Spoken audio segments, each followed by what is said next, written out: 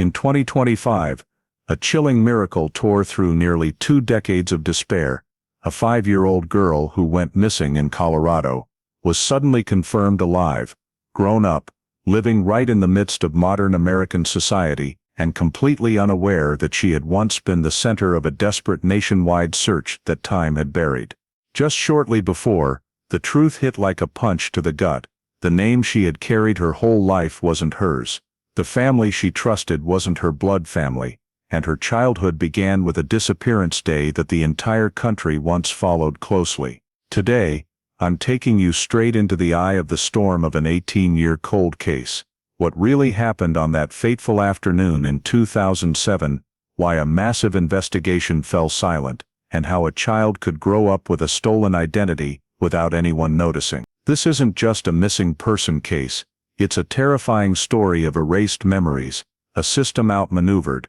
and truth that only emerged when modern science forced the past to speak. You are my most valuable companions. Take a deep breath, because right now we're stepping into a journey that will make you wonder how many people out there are living lives that aren't their own. Before we dive into this shocking true story, let me know where you're watching from, and if you love journeys into forgotten justice, don't forget to subscribe so you don't miss the next files. In 2007, Colorado was still seen as one of the places with a stable pace of life and a clear sense of safety for families with young children, especially in suburban neighborhoods where people were used to letting kids play freely around the house, ride bikes on the sidewalks, or go to neighbors' houses without constant adult supervision. In a neighborhood like that in the city of Aurora, the Garcia family lived a quiet and unremarkable life. A single-story house, small front yard, familiar neighbors, daily routine repeating with workdays and weekends.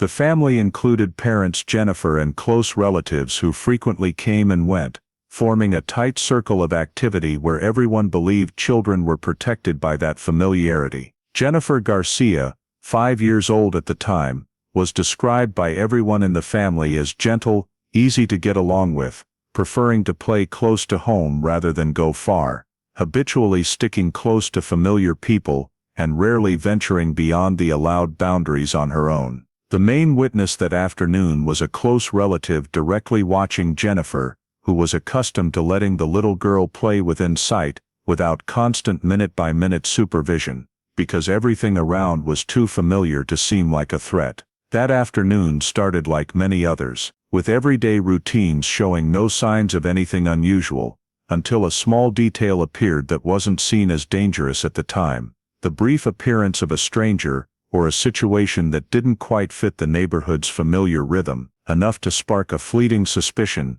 but not strong enough to make adults intervene immediately. The witness's initial reaction was hesitation, reassuring themselves that it was just a coincidence or misunderstanding, and that very moment of doubt opened a short but decisive window of time when Jennifer slipped out of direct view without anyone noticing right away. There was no loud noise, no obvious unusual scene, just her absence gradually becoming noticeable when relatives called her name and got no response. The family began searching instinctively, checking familiar spots, asking those around, trying to reconstruct the minutes that had passed in hopes that Jennifer was just somewhere nearby. Time passed faster than usual perception, and with each passing minute, worry turned into panic, as every harmless assumption was eliminated one by one. No one in the family could pinpoint the exact moment Jennifer disappeared, only knowing that between two very close points in time, she was no longer there. The helplessness in those first hours, when all spontaneous search efforts yielded nothing, forced the family to face the worst possibility they had never considered in what was thought to be a safe environment. The decision to contact the police was made in a state of tension and fear, marking the moment Jennifer Garcia was officially reported missing, closing a once peaceful afternoon, and opening a chain of events no one in the family could have foreseen. The Garcia family's missing person call was received in a context with no clear signs of violence, which made the initial response from the dispatch center and local police to handle it under standard procedures for cases of children with unknown whereabouts, rather than immediately treating it as an abduction. Initial information recorded included Jennifer Garcia's name, birth year, age, basic physical description, last seen time and location the family determined as the place she was before disappearing, all compiled into a preliminary report still full of gaps. Local police assessed the urgency level,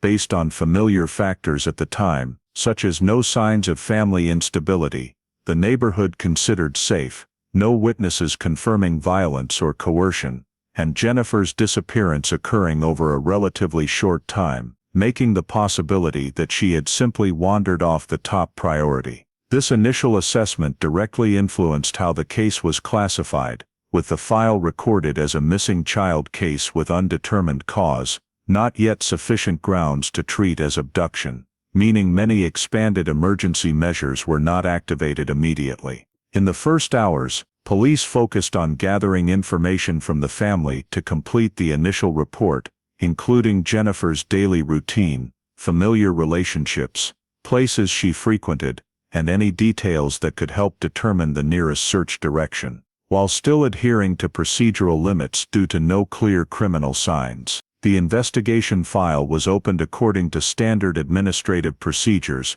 with a case number, assignment of on-duty investigators, and initial scope of responsibility, but the case's priority remained within the local police department's routine handling, not yet escalated. Forces dispatched to the scene included patrol officers near the area, their task being to approach the Garcia family home, verify the information provided over the phone, and observe the overall surrounding area, to look for the most obvious signs possibly missed in the family's initial panic. Upon arriving at the scene, police worked in parallel between calming the highly stressed family and asking technical questions to determine the timeline, Jennifer's last movements, and surrounding environmental factors. While aware that all information at this point could be incomplete or influenced by emotion, the report intake process in this phase clearly reflected the limitations of investigative work at the moment the case was just reported,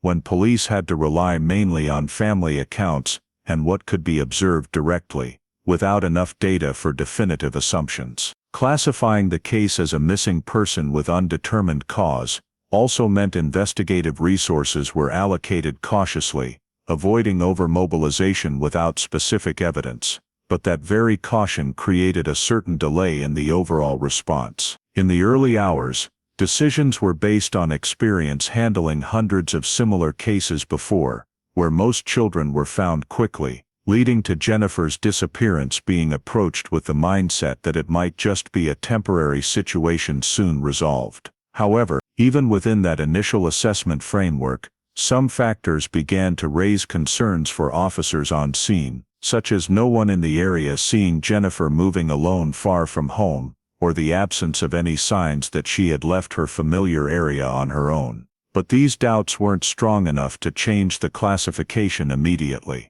The investigation file continued to be supplemented, while forces at the scene carried out basic verification steps, recording the area's current state, identifying possible movement directions, and preparing for next steps within their authority, all occurring in a time the Garcia family felt stretched endlessly. The difference between the family's sense of urgency and the police's somewhat reserved approach in the report intake phase created a gap, not immediately noticeable, but it shaped the entire way the case was handled in those first hours. When initial procedures were completed and assigned forces officially approached the scene, Jennifer Garcia's disappearance was entered into the system as an active investigation file, marking the shift from the family's spontaneous search efforts to a process of investigation within the legal and procedural framework of the authorities, with all the limitations and assumptions that came with it at the outset.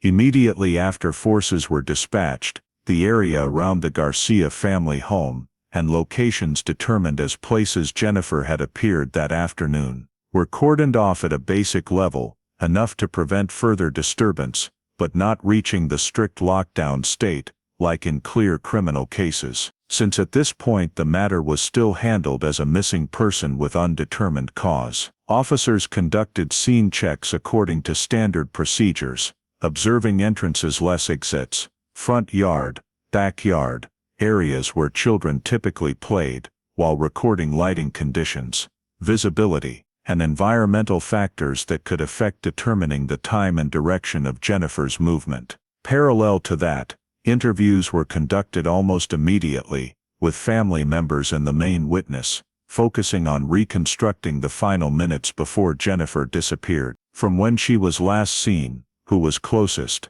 how long the period without direct supervision lasted, and whether any details, even small, had been overlooked in the initial moment. These accounts were recorded in a state of high emotion, with witnesses still in panic, making it harder to determine the exact sequence of events, as many time points were estimated, based on feeling rather than clocks or specific markers. From the collected information, police began building an initial timeline, with rare fixed points such as the time Jennifer was last seen, the time the family began spontaneous searching, and the time the police call was made, interspersed with gaps that couldn't yet be filled with verified data. Building the timeline at this stage was experimental, aimed at creating a preliminary time frame to guide subsequent search steps, but it itself was heavily influenced by the accuracy of statements and witnesses' recall ability under stress.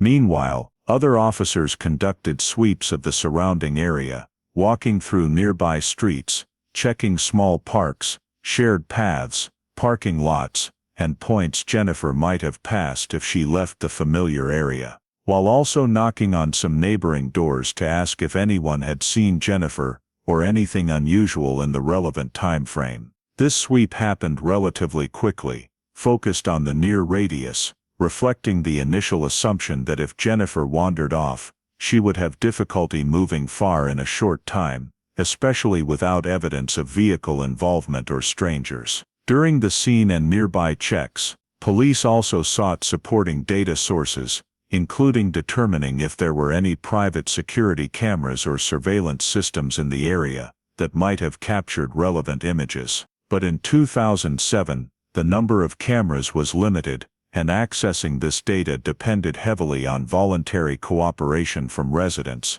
as well as whether systems stored data long enough. Some potentially useful locations weren't identified in the first hours, while existing data faced risks of being overwritten or deleted per normal storage cycles, creating gaps whose importance no one fully recognized at the time. Additionally, expanded witness interviews faced difficulties as statements began showing inconsistencies in time and description, complicating piecing them into the timeline, and in some cases, details deemed not credible enough were not prioritized for recording from the start. The entire process of scene examination and initial timeline construction occurred under pressure to act quickly, but within the framework of cautious assumptions, leading to some potential data not being collected in time or not properly evaluated for relevance. When officers compiled what they had after hours of continuous work, the picture of the afternoon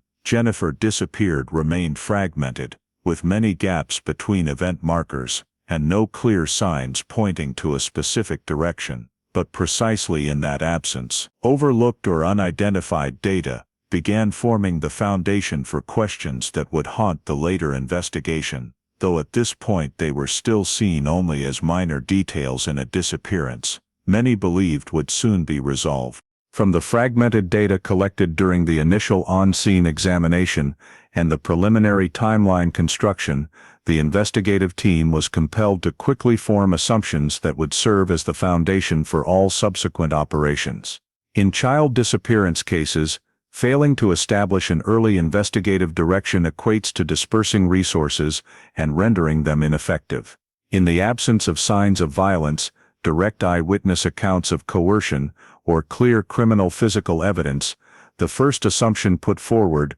was the possibility that Jennifer had voluntarily left the familiar area and become lost. This was a familiar scenario for local police, one that had appeared in numerous prior cases and often concluded with the child being found within a limited radius, which quickly made this assumption the central axis of the initial investigative efforts. The fact that Jennifer vanished within a short time frame, without unusual sounds or signs of disturbance at the scene, further reinforced the view that this could be a situation arising from temporary lack of supervision rather than a deliberate act from an outsider. Alongside this, the possibility that Jennifer left with someone she knew was also considered, based on the reality that children of this age tend to trust and follow people who have appeared in their everyday lives. However, this assumption was not given high priority due to the lack of any specific individual identified as having approached Jennifer during the critical time window. Meanwhile, the possibility of abduction by a stranger, while not entirely ruled out, was ranked low on the risk assessment scale, partly because of the peaceful residential setting and partly because of the absence of typical indicators such as suspicious vehicles, clear statements, or direct physical evidence, making this scenario appear less likely than the others. Establishing these assumptions directly influenced how resources were prioritized and deployed. The majority of personnel and time were allocated to sweeping the areas near the scene, checking surrounding roads, familiar locations Jennifer might have gone to if she wandered off on her own, and focusing interviews on individuals with direct ties to the family. Directions requiring expansion beyond the neighborhood or consideration of more complex scenarios were not pursued in parallel. This resource allocation reflected not only the scene data, but also the investigators' professional experience. Individuals who had witnessed many similar cases resolved quickly once the assumption of wandering or involvement of an acquaintance was confirmed. However, this very reliance on past experience inadvertently created a fixed lens, turning initial assumptions into not just a guide, but also the standard for evaluating all new information. Data that aligned with the dominant assumption was deemed valuable and prioritized, while details that did not fit were easily dismissed as secondary, unreliable, or insufficient to warrant changing direction. This resulted in such information not being explored in depth from the outset. Overlooked possibilities included scenarios where Jennifer left the area in someone else's vehicle within a very short time frame, or where a stranger approached the girl in a way that did not draw attention from those nearby. These scenarios would have required examining larger transportation routes, entry/exits at points of the neighborhood, and very narrow time windows, but at that point, they were considered unlikely because they did not fit the overall picture the team was forming. Additionally, the way early assumptions were constructed also affected the evaluation of witness statements. Vague or inconsistent accounts regarding time and details were viewed more as consequences of panic than as signals that needed separate analysis, causing some potentially valuable pieces to be misplaced in the timeline. Throughout this process, investigators had to continuously balance the need for rapid action with adherence to procedure, but the uncertainty of the data meant many strategic decisions were based on probability rather than concrete evidence. This fostered an investigative mindset of waiting. The team believed that if the dominant assumption was correct, new developments would soon confirm or refute the current direction, and only then would it be necessary to expand the scope or adjust strategy. This mindset gradually shaped the pace of the investigation in the early days, causing some precautionary actions, such as expanding sweeps beyond the initial area or more deeply examining less common possibilities, to be postponed on the grounds of waiting for more confirmatory information. Once early assumptions became the foundation of the entire investigation, they not only directed actions, but also influenced how investigators perceived the seriousness of the case, with many still believing it was a temporary situation likely to be resolved quickly. This belief kept the pressure to change assumptions from growing strong enough to force a major shift, even as some small signs began to suggest the case might be more complex than anticipated. The cumulative impact of early investigative assumptions did not manifest immediately, but they quietly shaped the trajectory of the case, determining which directions were pursued aggressively and which were sidelined, creating a framework into which all new data had to fit, rather than forcing the framework to adapt to the data. At this stage, the initial assumptions still seemed reasonable and consistent with procedure, but their prolonged maintenance without challenge laid the groundwork for more profound consequences later in the investigation. As time passed and the window for early adjustment narrowed, it left an indelible mark on how Jennifer Garcia's disappearance was perceived and handled from the very beginning. Building on the early investigative assumptions that had been established, search operations quickly moved into the field phase, with the goal of covering as much as possible of the areas where Jennifer was believed likely to have appeared or passed through in the short time after her disappearance. If the scenario of wandering off or leaving naturally was correct, traces of the girl were most likely still within an accessible radius. Search teams were organized into multiple small groups,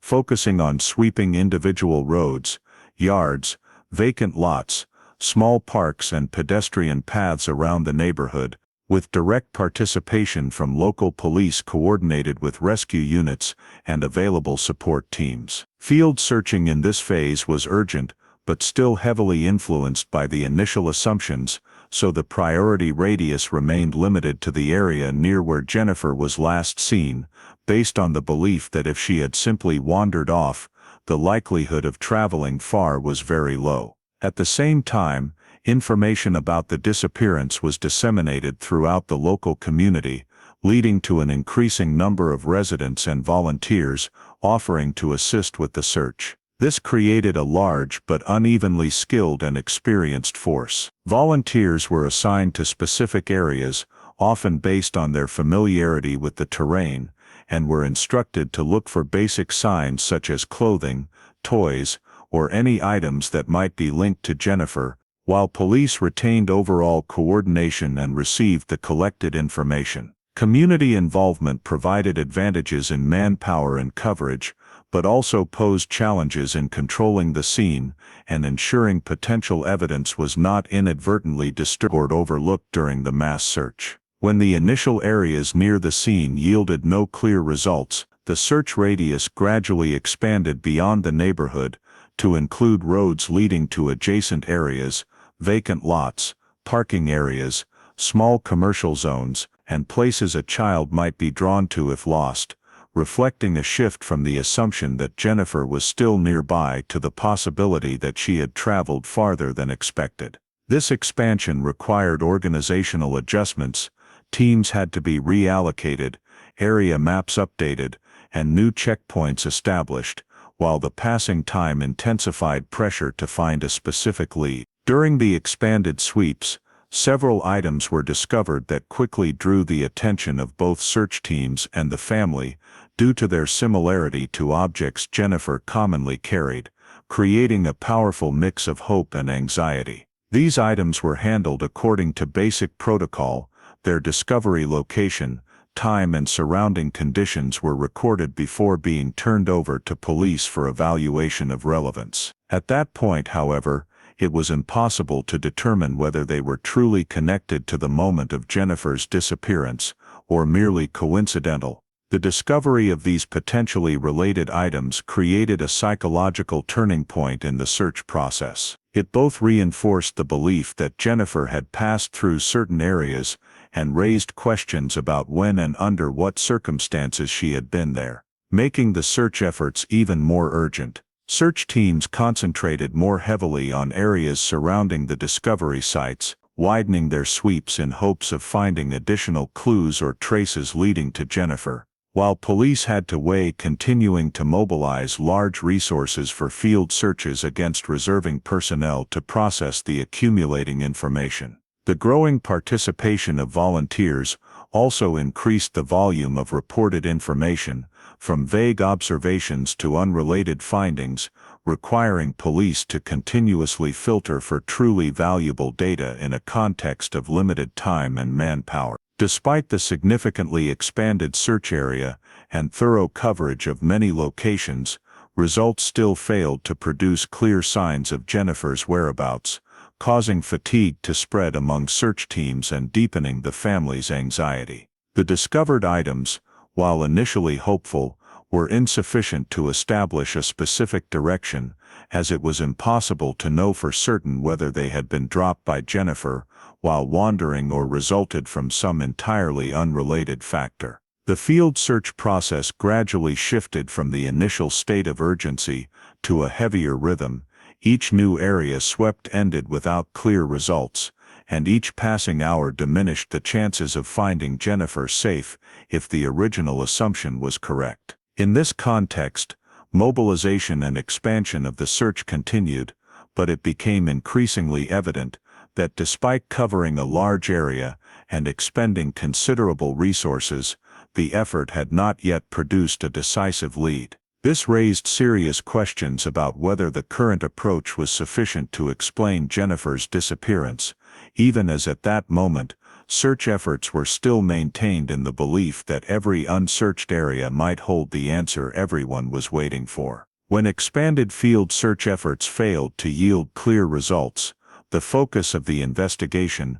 gradually shifted toward identifying individuals who might be directly or indirectly connected to Jennifer's disappearance. In the absence of new physical traces from the scene, people became the most important remaining source of data. The initial list of potential suspects was constructed based on various criteria: individuals present in the area at the time of Jennifer's disappearance, those who had contact with the Garcia family, people with a history of concerning behavior, and anyone mentioned, even casually, in witness statements. Identifying suspects at this stage was not about accusation, but about necessary screening to narrow the investigative scope, while keeping other avenues open. Investigators interviewed each person on the list, documenting their statements regarding their activities during the relevant time period, their relationship with Jennifer and the family, and any details that might clarify their location and movements on the afternoon of the incident.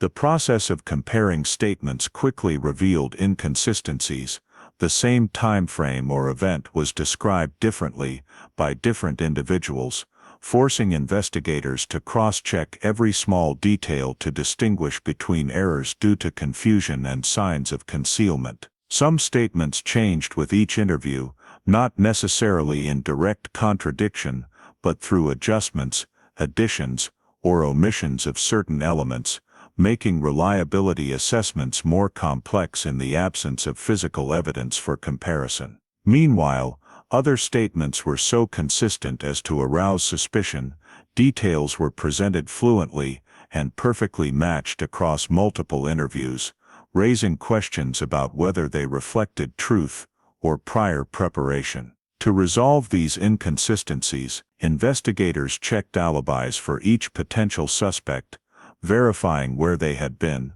what they had done, and with whom during the time Jennifer disappeared, using sources such as third-party statements, work records, transaction data, or other accessible indirect evidence. Alibi verification was often time-consuming and meticulous, as many alibis relied on routine activities that were difficult to confirm definitively, especially when events occurred within a short time frame and left no clear traces. In some cases, initial alibis seemed reasonable, but later revealed small gaps when cross-referenced with other statements, requiring follow-up interviews for clarification. In other cases, alibis were sufficiently corroborated to exclude the individual from consideration. This exclusion process occurred gradually, not through a single decision, but through the accumulation of multiple factors: consistency of statements,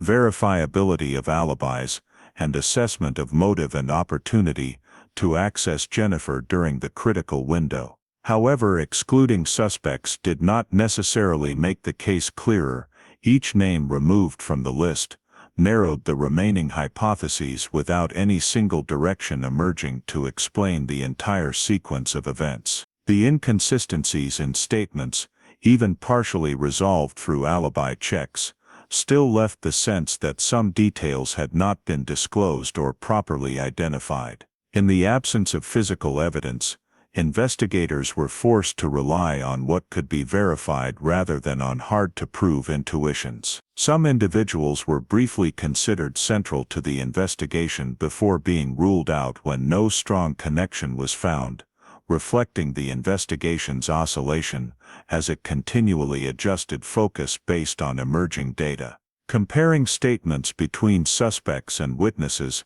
also highlighted the instability of human memory under stress.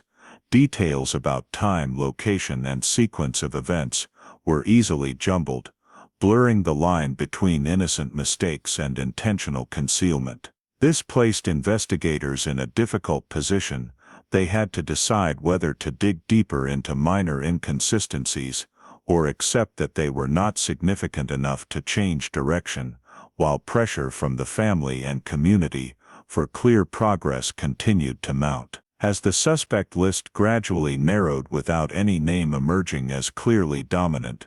the investigation entered a phase lacking clear direction. Initial assumptions began to be challenged, but not yet fully replaced. Excluding suspects, necessary to avoid dead ends, also revealed a troubling reality. Without new evidence, continuing to rely on statements and alibis might only produce additional loops without bringing the case closer to resolution. In this context, investigators had to accept that the suspect identification process at this stage was primarily one of elimination, rather than discovery. Each small step forward came with the feeling that the overall picture of Jennifer's disappearance was still missing a crucial piece that no one could yet identify.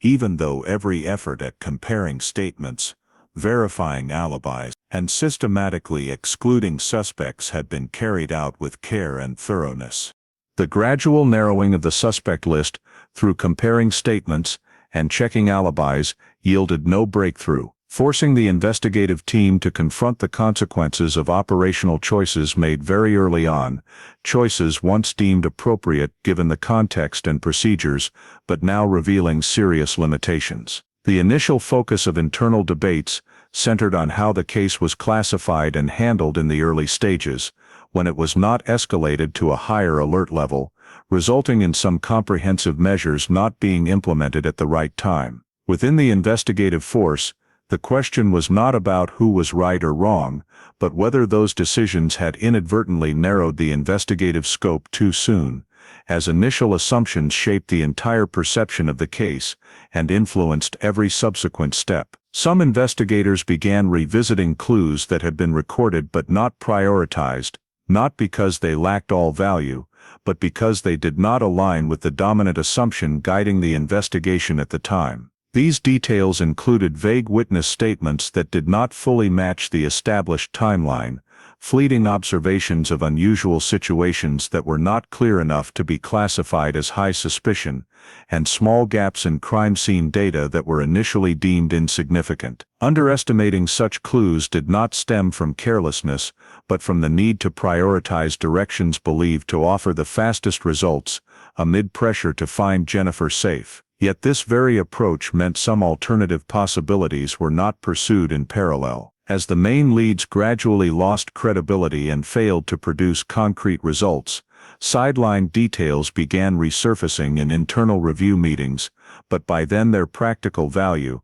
had significantly diminished due to the passage of time and the loss of intact verifiability. Internal debates thus grew more intense. Some investigators argued that clinging too tightly to initial assumptions had self-limited the investigation, while others feared that belatedly expanding too many directions would only waste additional resources without clear outcomes. These discussions were not only about investigative strategy, but also reflected organizational pressures, where each case had to compete with others for sustained priority in a system with finite resources. With no decisive new leads, controversial operational decisions began accumulating into a chain of consequences, from spacing out file reviews, reducing follow-up interviews with witnesses, to reallocating personnel to other cases deemed more solvable. The slowdown in investigative pace did not occur as a formally announced decision, but as a gradual adjustment,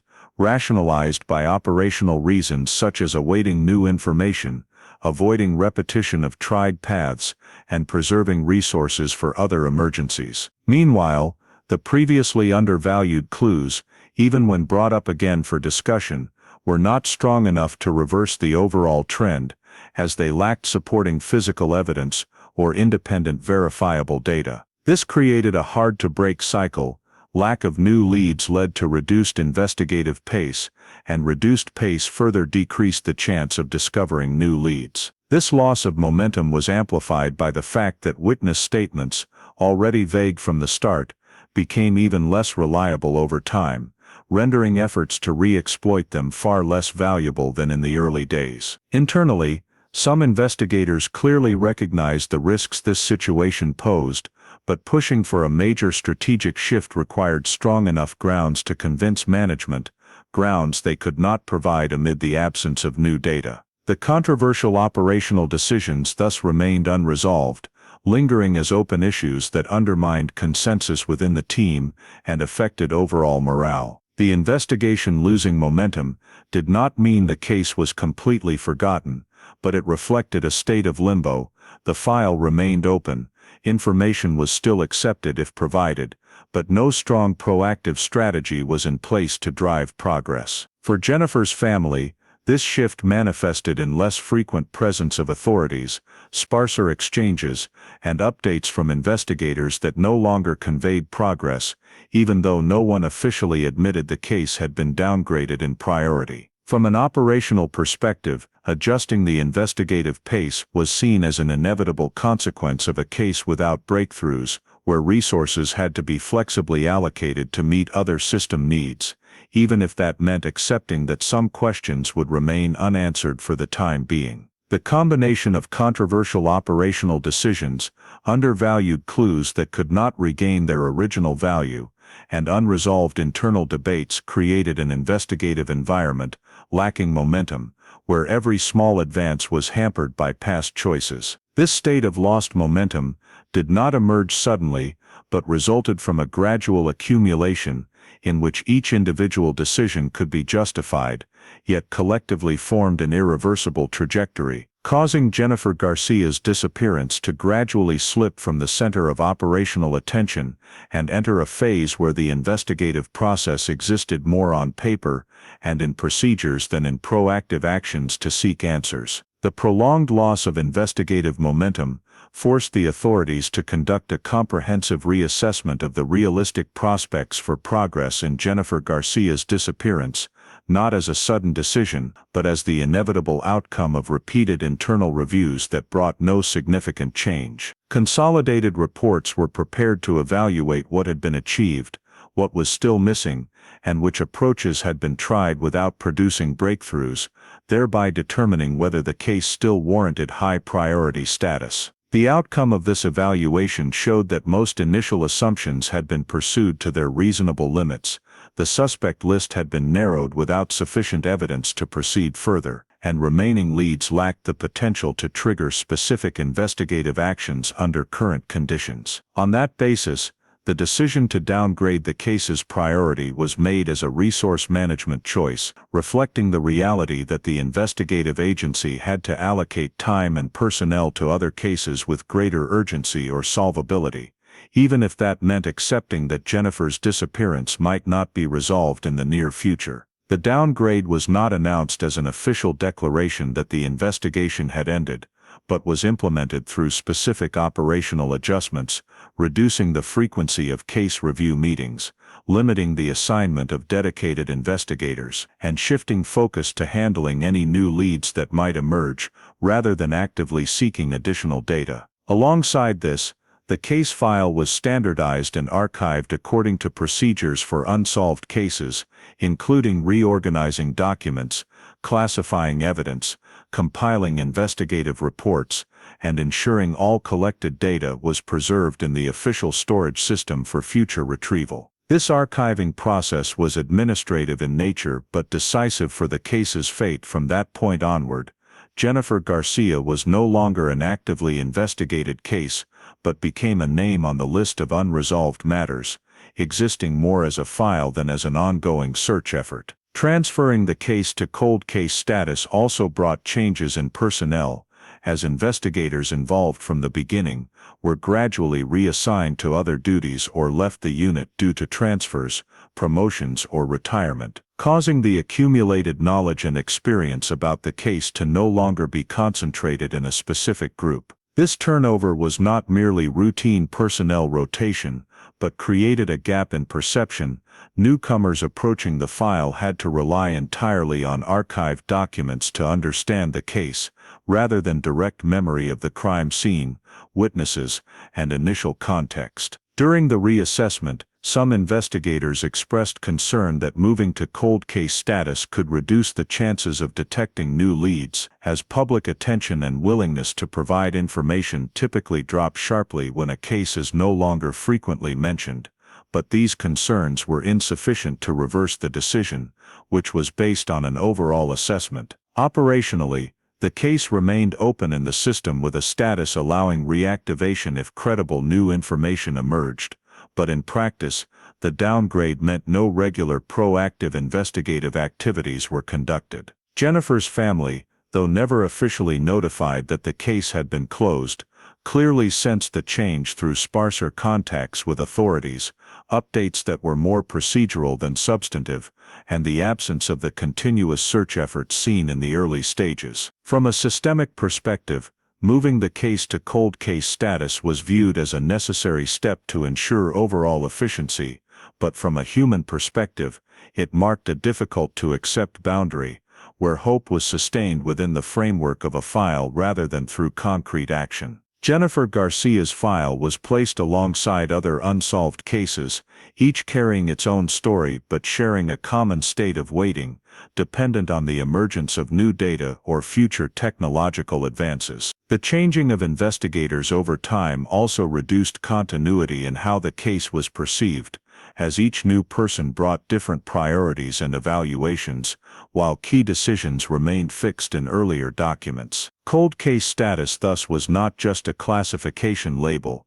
but a comprehensive shift in how the case existed within the investigative system, from a dynamic process to a static state, where all activity became reactive rather than proactive. In that context, Jennifer Garcia's disappearance entered a new phase, where the questions remained unchanged, but the path to answers grew dimmer, dependent on factors beyond the direct control of those who had initially investigated. The case's transition to cold case status meant that official attention gradually faded from everyday life, but elsewhere, a young individual continued to exist under an identity that did not match any records related to Jennifer Garcia, living in a closed environment where every aspect of personal background was tightly controlled. This person was known within a narrow circle of activity by a different name, not linked to any clear family history, without a past verifiable by complete documentation,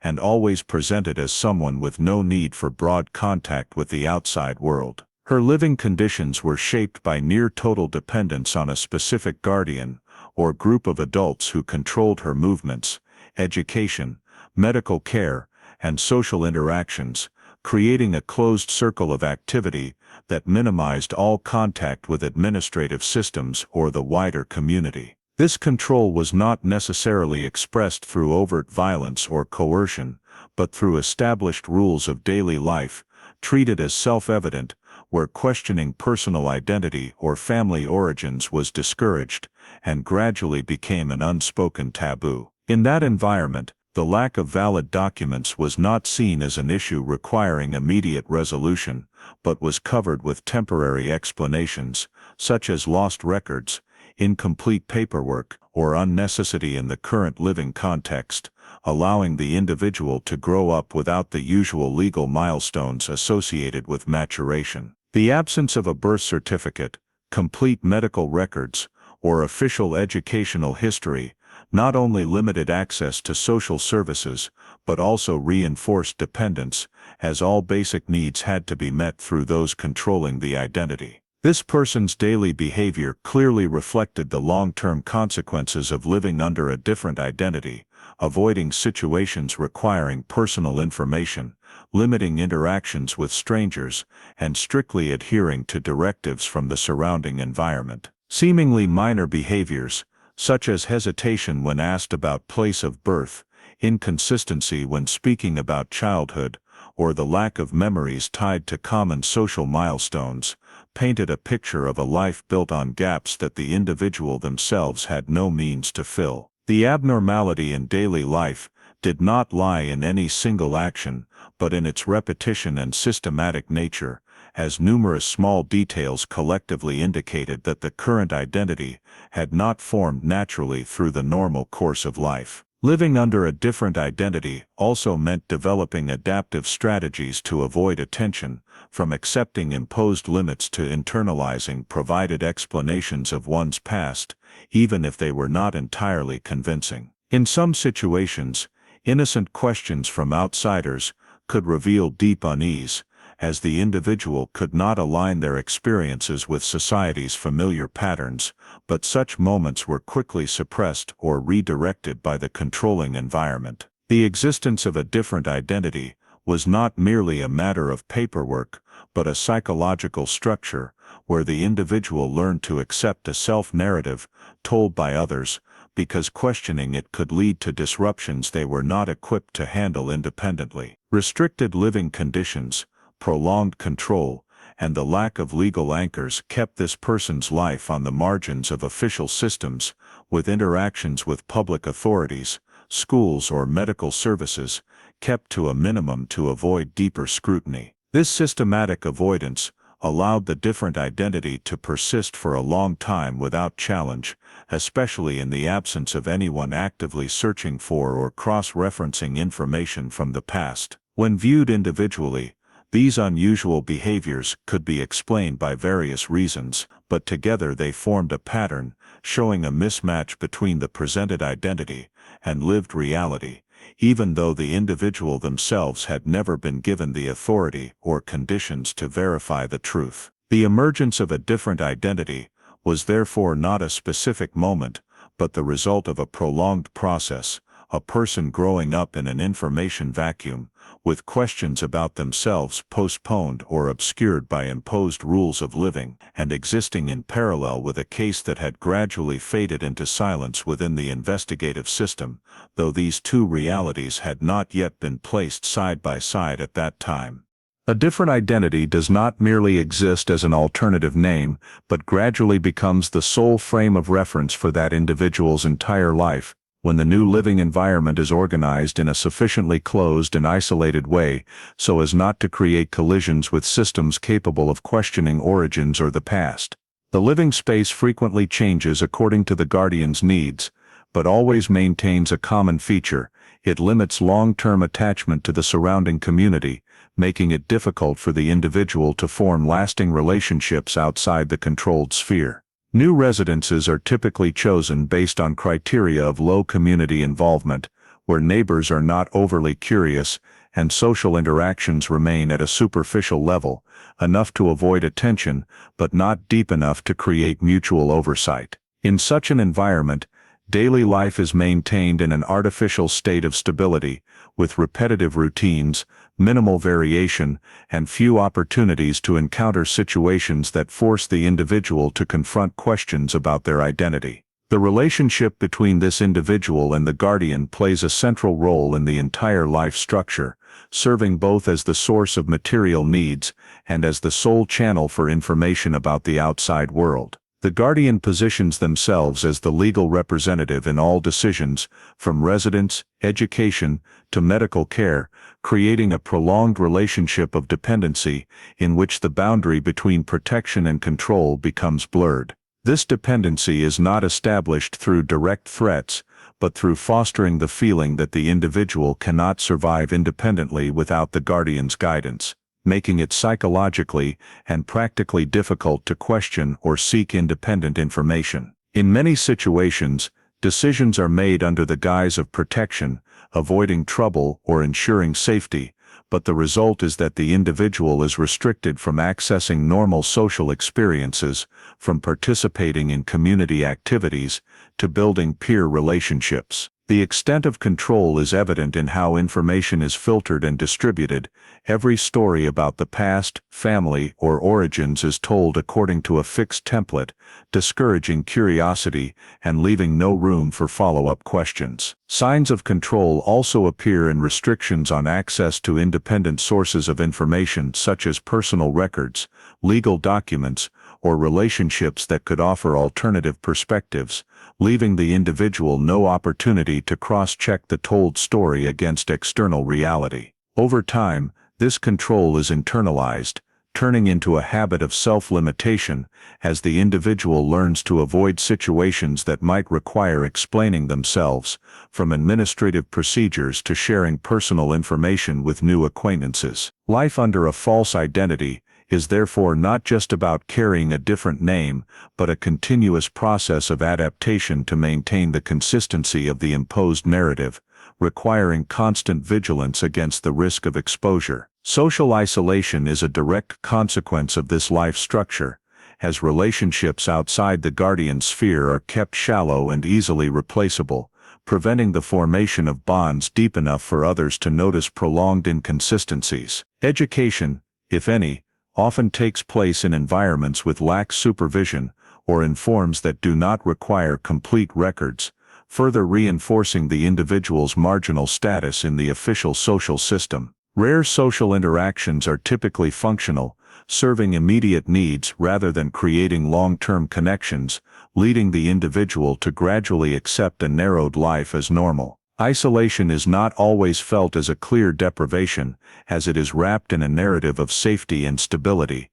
but over time, gaps in social experience and the feeling of not belonging to any community begin to accumulate. In that environment, the individual develops an identity based on what they are permitted to know and express, while deeper questions about personal origins are pushed into obscurity, discouraged, and gradually become alien. The absence of important social milestones, such as clear family memories or long-term friendships, causes identity formation to occur without solid reference points, but since there is no opportunity to compare with other norms, this state is accepted as the only reality. The guardian, by maintaining control over information and living space, plays a key role in preserving the false identity, but at the same time creates a vulnerable structure, where only a sufficiently strong collision with an external system could expose the long-hidden inconsistencies. However, during this phase, life under the false identity continues to operate by inertia,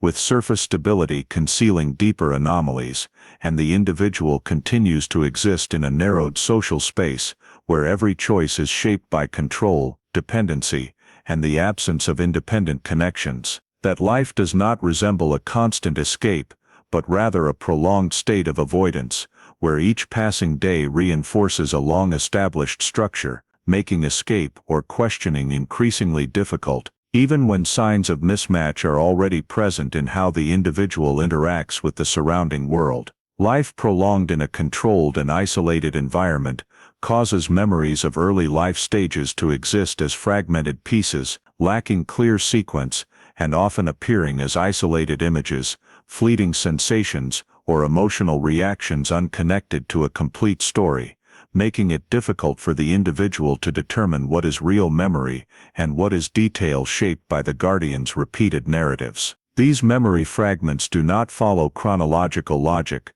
Sometimes they are merely a familiar feeling with a space that no longer exists in the present, a sound that evokes but cannot be named, or an emotional reflex that arises without clear cause, creating a faint but persistent memory foundation. Growing up under an imposed identity disrupts the process of forming personal memory, as natural questions about childhood, family, and origins are discouraged, leading the individual to gradually learn not to seek consistency in their own past. Self-perception thus develops in a state of vagueness, based on pre-provided information and expected roles rather than on a seamless connection between experience, memory, and identity. The lack of a complete personal story makes it difficult for the individual to answer seemingly simple questions about themselves, as every answer must rely on a limited and sometimes contradictory information framework, creating a simmering sense of unease when facing external curiosity. The fragmented memories are also not strong enough to challenge the guardian's narrative, as they lack context and are not reinforced by evidence or confirmation from independent sources, leading the individual to tend to doubt their own perceptions more than the surrounding information structure. Information gaps become evident when the individual tries to reconstruct early years, where typical developmental milestones, such as first school, childhood friends, or defining family events, are almost non-existent or filled only with vague explanations. These gaps are not just an absence of data, but an absence of the right to know, as access to personal records, legal documents, or medical information is restricted, making self-verification impossible. Over time, these gaps are normalized as part of life, and the individual learns to navigate the world by avoiding situations that might force confrontation with them, from limiting deep relationships to accepting incomplete explanations as sufficient for maintaining stability. However, this normalization does not erase the psychological impact of lacking a consistent personal story, as fragmented memories and information gaps create a sense of disconnection between the present self and an inaccessible past. Vague self-perception manifests in difficulty determining where one belongs, not only geographically or familially, but in terms of identity, when elements commonly used to define a person, such as origins, blood relationships, and personal history, are unclear. This vagueness affects how the individual views relationships, as deep attachment to others requires a level of sharing and trust about the past that they cannot confidently provide. Rare moments when fragmented memories surface can carry intense but inexplicable emotions, such as a sense of safety or fear tied to an image of unclear origin, leaving the individual both curious and wary of their own memory. The lack of external confirmation for these memory fragments further weakens their value in the experiencer's eyes, reinforcing the tendency to rely on the imposed narrative rather than exploring what lies beyond the framework. Memory time gaps exist not only in early years, but extend into later stages, when important life transitions occur without official record, such as changes in residence, learning environment, or relationships, making the personal timeline fragmented. These gaps create difficulties in building a continuous personal story, as events are not connected by clear cause and effect, but exist as disjointed points on an incomplete map. This lack of linkage also affects the ability to plan for the future, as envisioning who one will become,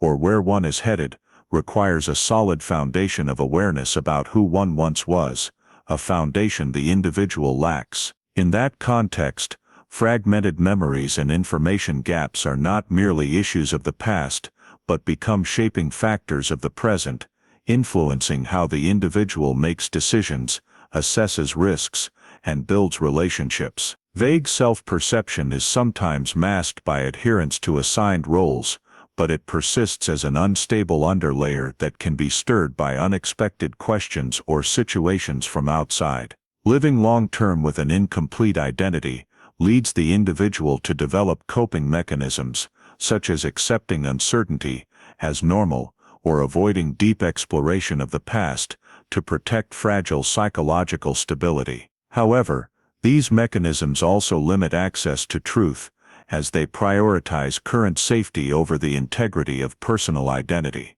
In that space, memory, perception, and information gaps intertwine to form a complex structure where the past is not recalled in full, but exists as shapeless puzzle pieces, and where the individual continues to live with an unfinished story about themselves. Even though the conditions or strong enough motivation to re-question what has been missed have not yet arisen, the gaps in memory and vague self-perception gradually reflect outward through mismatched personal data, as life under a false identity forces the individual, albeit in a limited way, to interact with administrative systems designed to record and authenticate each person's existence. Paper records are where anomalies appear most clearly, as basic information such as place of birth, date of birth, parents' names, or legal guardian is often incomplete or exists only as unauthenticated copies,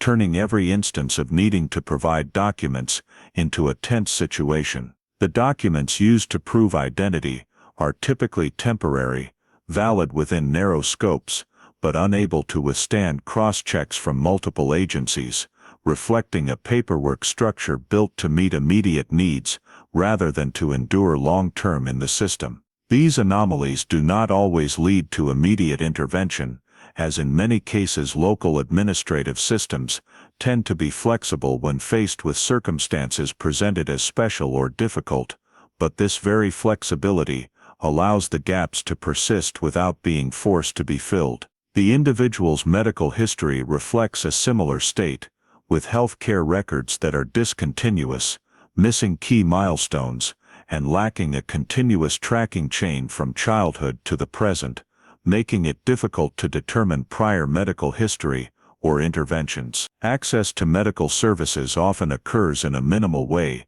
focusing on addressing immediate issues without creating an overall record, partly due to document limitations, partly due to deliberate control to avoid providing deeper personal information. Disjointed medical visits, lacking linkage between different facilities, contribute to an incomplete medical history, where questions about origins, family history, or developmental milestones are overlooked or answered vaguely. Educational records also show clear signs of interruption, as the learning process does not follow a stable path, with periods unrecorded or explained by temporary reasons such as changes in residence or family circumstances. Transitions between different learning environments, or even learning outside the official system, result in no seamless educational record, reflecting the individual's academic and social development. Gaps in educational records not only affect future opportunities,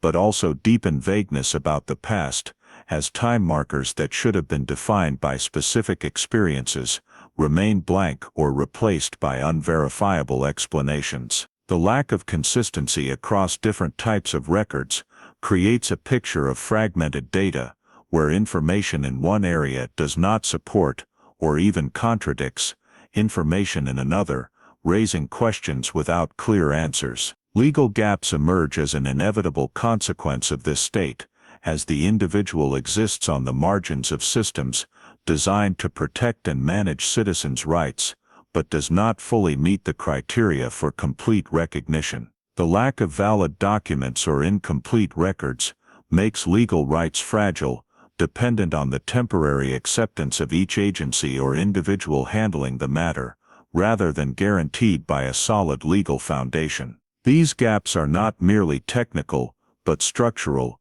reflecting how a person can exist in society without being fully recorded, if control and avoidance mechanisms are maintained long enough. The mismatch of personal data also feeds back into the individual's own perception, as every encounter with identity verification requests reinforces the feeling that their past is an inaccessible blur, and that questioning it could lead to unpredictable consequences. Instead of seeking to fill the gaps, the individual gradually accepts living with them as normal, developing strategies to avoid deep contact with systems capable of exposing inconsistencies. These strategies include limiting non-essential administrative transactions, relying on the guardian for legal procedures, and avoiding environments that require complete records, all aimed at maintaining the surface stability of current life. However, this systematic avoidance only deepens the legal gaps over time, as the absence of complete records at this stage leads to difficulties in establishing records in later stages. Mismatched personal data, when viewed individually, may be explained by circumstances or administrative oversight, but when placed side by side, they form a pattern showing the absence of a continuous personal history. This pattern is not merely a sign of abnormality, but evidence of a life built on temporary solutions, where each gap is covered by a different explanation that is never connected into a whole. The existence of legal gaps and mismatched data reflects a disturbing reality. A person can grow up without being fully recorded by the system, if control and avoidance mechanisms are maintained long enough and unchallenged by a sufficiently strong verification demand. In that context, mismatched personal data is not only a consequence of living under a false identity,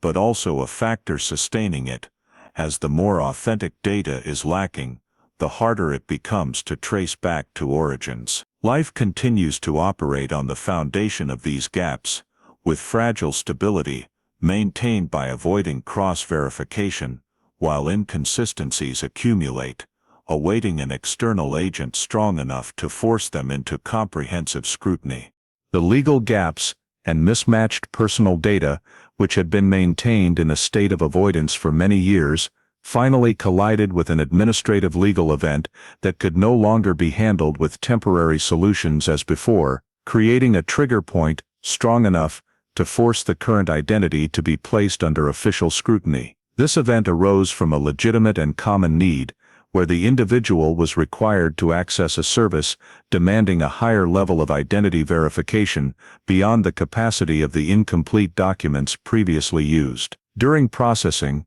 the officers receiving the file noticed inconsistencies between the basic information provided and the mandatory standards of the system, leading to a request for additional authenticating data rather than accepting circumstantial explanations. These requests were not driven by personal suspicion, but stemmed from standardized procedures, where data had to be cross-checked against central repositories to ensure the legality and continuity of the record. The inability to immediately provide the required documents halted the process and triggered a chain of questions about the origin of the identity in use, as the gaps that had once been overlooked now became an insurmountable bottleneck that could not be resolved through ordinary administrative flexibility. The identity verification requirement was elevated to a new level, necessitating retrieval of data from various agencies, including civil, medical, and educational records, in search of a continuous chain of information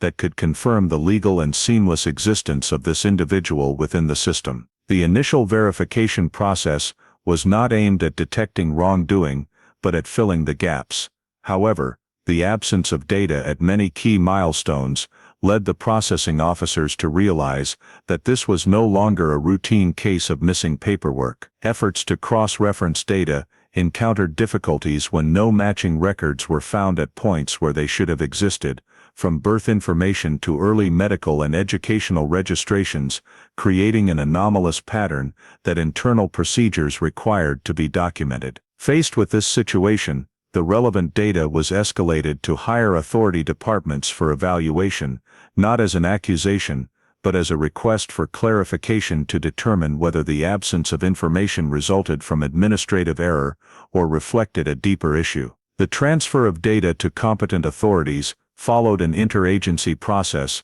where the collected information was compiled into a verification file, including what was available, what was missing, and the internal contradictions between different data sources. This file was processed as a case requiring identity clarification, activating deeper verification steps over which the individual and guardian no longer had full control. During this process, the explanations previously used to delay completion of paperwork began to lose validity, as the modern verification system relied on centralized data and automated cross-checking, significantly reducing dependence on unsubstantiated personal statements. The identity verification requirement not only created administrative pressure, but also exposed the fragility of the fabricated identity structure when confronted with a system designed to detect discontinuities and inconsistencies. Data forwarded between agencies was no longer within the scope of individual or local processing, but placed in the broader context of ensuring the integrity of the population management system and related legal rights. This process proceeded quietly, without direct intervention or immediate confrontation, but it marked a significant shift from a state of avoidance to one of passivity, where the individual and guardian were no longer the proactive controllers of information. The questions raised during verification concerned not only where the missing documents were, but also why these gaps had persisted for years without resolution, forcing competent authorities to consider the possibility that this was not a simple isolated case. Transferring data to specialized units meant the file was stored and analyzed at a higher level, where tools and resources could be mobilized to trace old data, cross-reference historical databases, and determine whether the current identity matched or conflicted with any other records in the system. The emergence of such an identity verification requirement was not a sudden event, but the cumulative result of years of existing in a state of incomplete data, until it encountered a point of contact with the system that no longer permitted further flexibility. In that context, the modern trigger point did not arise from proactive action, searching the past, but from a current need that had to be met according to legal standards, where identity was no longer a personal story, but a data set requiring verification. This process placed the individual in a new position, where their legal existence became the subject of verification procedures, not due to personal suspicion, but because the system could no longer operate based on unexplained gaps. The transfer of data to competent authorities thus opened a door, not to an active investigation of the past, but to a mandatory chain of cross-checks to clarify the present, with the potential to lead to discoveries beyond the expectations of those who had maintained this identity structure for so long. In that administrative legal space, the identity in question was confronted for the first time with the requirement to comprehensively prove its own legitimacy, and it was this requirement that created the turning point, where scattered data, prolonged gaps, and temporary explanations were forced to face a system that could no longer accept inconsistency as a normal state. The pressure for identity verification arising from the modern administrative system led to the transfer of the relevant file to units authorized to handle cases of discontinuous data. During this process, a specialized unit responsible for unsolved cases received the information with the task of cross-referencing current gaps with historical files stored in the system. The cold case unit was assigned to review the data not initially to seek a specific connection, but to determine whether this pattern of missing information matched any previously recorded cases, particularly unsolved child disappearance cases. The intake occurred within the framework of standard procedures, where the current identity verification file was placed alongside the repository of old cases, enabling systematic review rather than reliance on individual investigators' memory. The first task of the cold case unit was to reopen the 2007 file related to Jennifer Garcia, an unsolved missing person case archived as unresolved, and to conduct a comprehensive review of all documents collected at the time, from initial reports, witness statements, constructed timelines, to operational decisions made. Reviewing the old file was not only intended to reconstruct the events, but also to assess data quality, identifying gaps and discrepancies that may have been overlooked or unresolvable, given the technology and resources available at the time. The cold case unit investigators approached the file with a fresh perspective, unbound by the initial assumptions that had dominated the original investigation,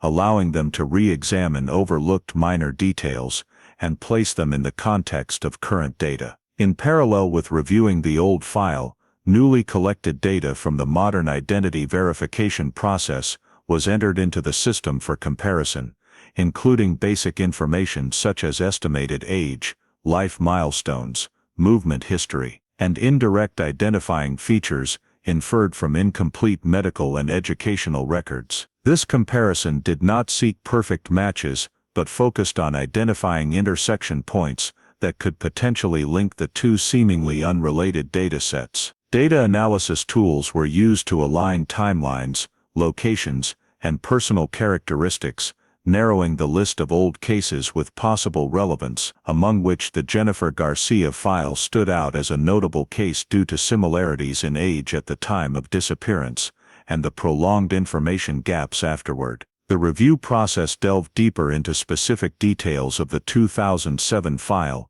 including physical descriptions, daily habits, and behavioral traits recorded from family and witnesses, to compare with what could be inferred from the current individual's data. Initial matches emerged not as direct evidence, but as compatibility in the gaps, where data that should exist in a normal personal record aligned with the timing and circumstances of an unsolved disappearance. Such discoveries did not lead to immediate conclusions, but triggered a deeper review cycle, where every detail of the old file was cross-referenced against new information under stricter standards. The Cold Case Unit reassessed operational decisions in the 2007 file to understand the context in which they were made, while determining whether any data had been overlooked due to technological or resource limitations that could now be re-exploited. The difference between old and new approaches allowed investigators to see potential connections that were previously undetectable,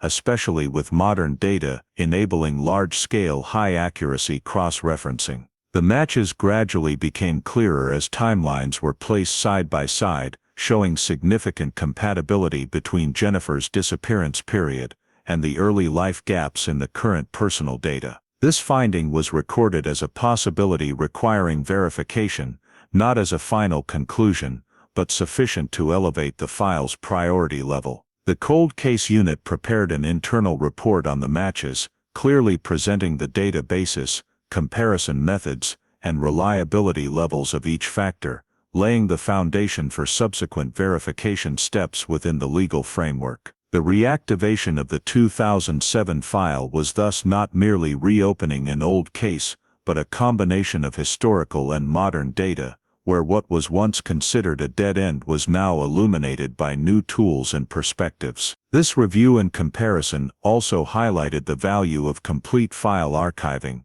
as although the original investigation yielded no results, the preserved documents became the foundation for identifying potential links years later. The discovery of matches was not explosive or public, but occurred within professional channels, handled cautiously to avoid hasty inferences, yet it marked a significant turning point in how the case was viewed. The Jennifer Garcia file, long existing as a cold case in the system, was now placed in a state of re-verification with renewed priority, reflecting a shift from awaiting external leads to proactively cross-referencing available data. In that context, reactivating the 2007 file was not merely a technical action, but an acknowledgement that advances in data management and analysis could bring new opportunities to cases long thought forgotten, and that gaps once impossible to fill were beginning to connect into a chain of information capable of providing the answers the case had lacked for many years. The matches identified during the review of old files in comparison with modern data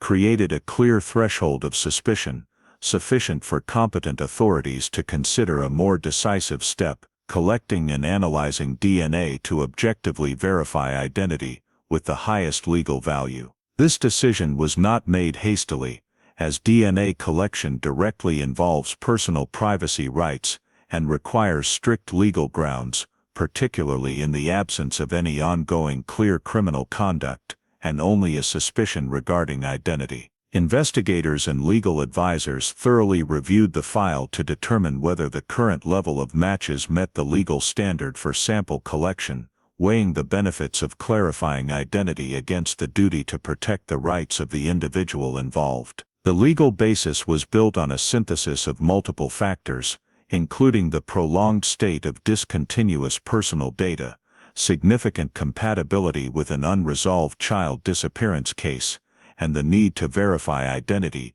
to ensure long-term legal rights for the person under consideration. This was framed within current regulations, allowing DNA collection in special cases for identification purposes, not to accuse or presume criminal liability, but to clarify the truth about identity. Once the legal basis was confirmed, the DNA sampling procedure was designed to ensure voluntariness, transparency, and full compliance with ethical and legal requirements, including clear notification of the collection purpose, scope of use, and the right to refuse. Sampling was planned to minimize invasiveness, typically using painless methods such as buccal swabs, and was performed by trained medical personnel or technicians to ensure accuracy and safety. Throughout the process, investigators supported and supervised the procedure but did not directly perform the biological collection, clearly separating the medical sampling from investigative activities. In parallel with sampling from the individual under identity verification,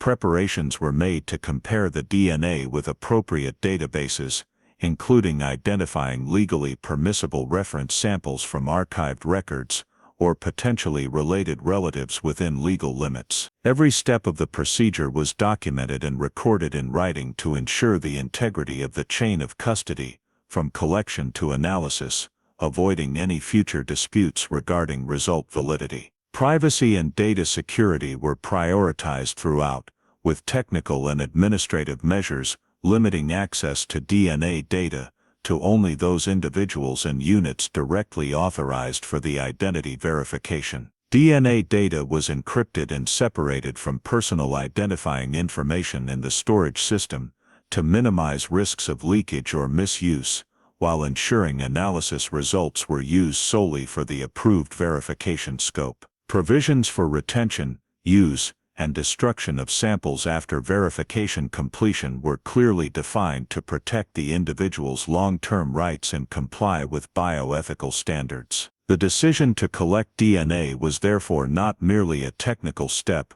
but the result of a complex balancing process between the need to clarify a decades-long case and the responsibility to safeguard human rights in the modern legal context. For investigators, it was a tool with the potential to provide the clearest answers, yet it was a step requiring extreme caution to avoid unintended legal or ethical consequences. The procedure was implemented in a serious and discreet atmosphere, reflecting awareness that the outcome could be pivotal not only for the investigative file, but also for the life of the individual under verification. Throughout the process, the focus remained on ensuring every action had clear grounds, followed proper procedures, and was transparent in purpose, so the final result, whatever it might be, could be accepted as an objective truth grounded in science and law. The decision to collect DNA marked a shift from indirect data comparison to seeking direct biological evidence,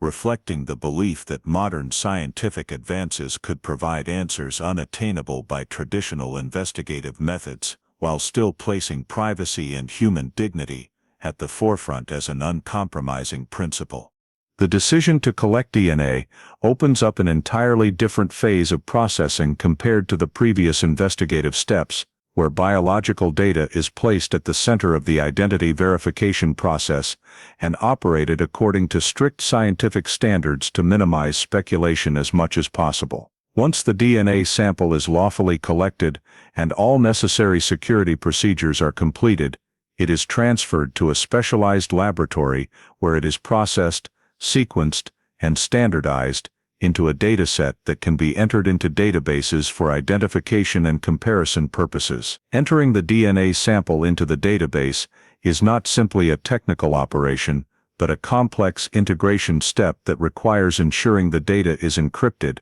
anonymized, and used only within approved scopes to prevent any unauthorized access or use outside the purpose of identity verification. The databases used in this phase include systems that allow for familial-level DNA comparisons, not just direct matches, but also identifying indirect biological relationships through distant relatives, a method that has become a crucial tool in solving long-standing cold cases that have lingered for many years. Familial DNA analysis relies on comparing characteristic genetic segments to determine the degree of similarity with samples already in the system, thereby inferring the likelihood of blood relationships, even without direct DNA samples from parents or close relatives. This process requires significant time and high accuracy, as every potential match must be evaluated in a statistical and scientific context to avoid misinterpretation or assigning relationships without solid evidence. Analysts compare the DNA sample against millions of stored records,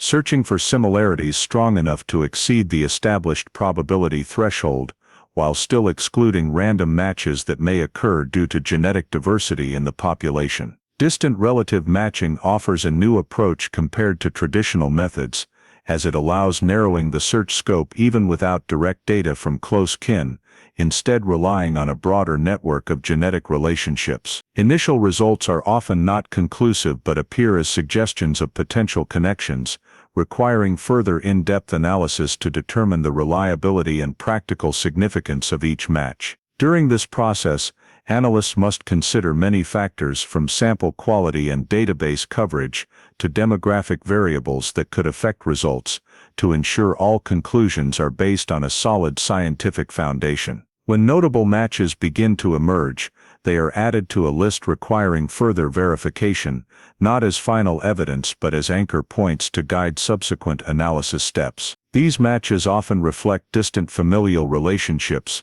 such as those from several generations back, but their existence alone suggests that the DNA sample being analyzed originates from a specific lineage recorded in the system. Narrowing the family tree scope allows experts to build hypothetical relationship trees, cross-referencing timelines and geographic locations to assess whether these potential biological relationships align with the case context. This process is not linear, but involves multiple iterative cycles of analysis, where each hypothesis is tested, adjusted, or eliminated based on new data. The most reliable matches gradually rise as independent analyses converge, showing a genetic similarity that exceeds random chance and aligns with other established factors in the file. These results are carefully reviewed in a legal context, as while familial DNA is a powerful tool, it still requires support from additional verification steps